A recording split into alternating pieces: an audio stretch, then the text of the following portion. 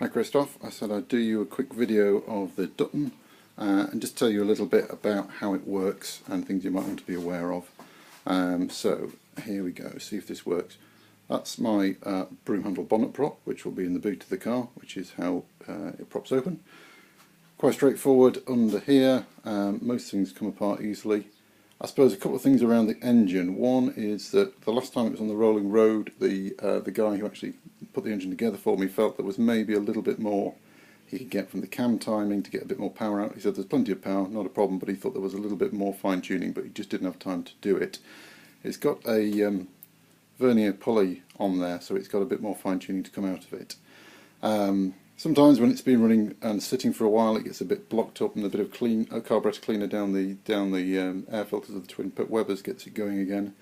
The only other thing that happens occasionally is it's sometimes when you come to start it up, your starter motor sticks a bit and clicks. Starter motor's been rebuilt, but we can't find a solution to it.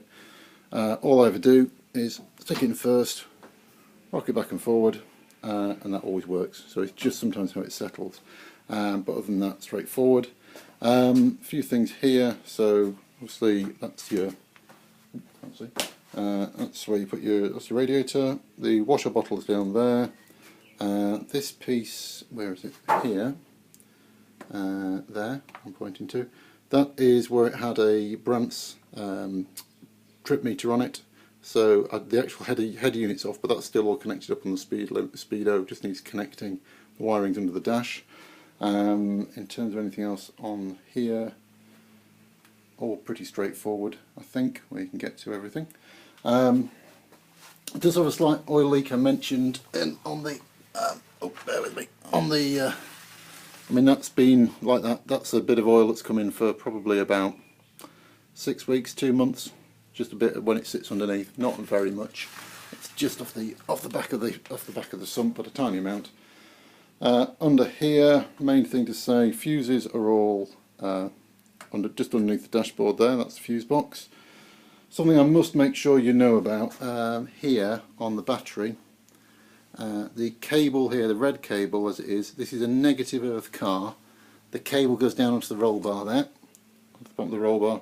For reasons I can't remember now, when we put it back together we only had a bit of red cable for that. So that red cable is the negative, not the positive. And it's one of those jobs I've been meaning to sort out for ages. So in the car, when it comes, I'll put a fresh bit of battery cable in. So I would definitely change the red cable there into a black cable, because that is the earth cable. And as I say, I can't remember why it ended up with the red one. I think that's just what we had at the time.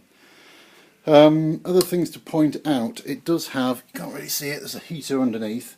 There's a switch for the heater to get the heater going, which if I can point to it in a little stick, if you can see that, is just down there, just on the inside of that point there. So it's tucked right away under that little bit of green, right down by the driver's right foot. There's a little flick switch hidden away, and that just works the heater if you reach around there.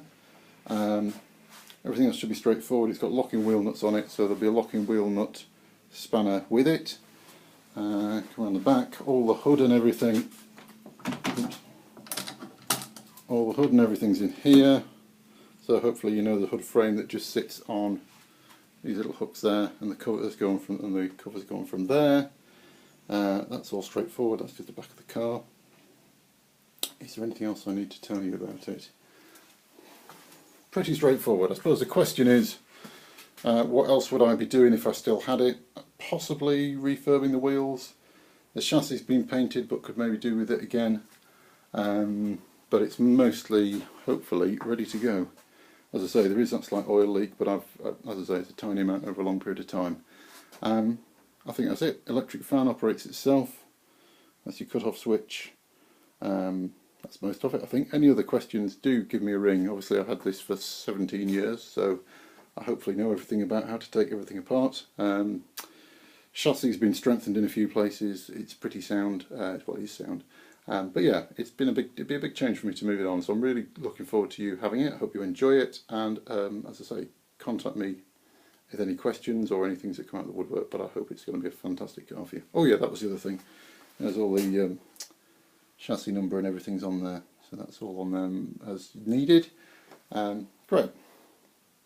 That's it.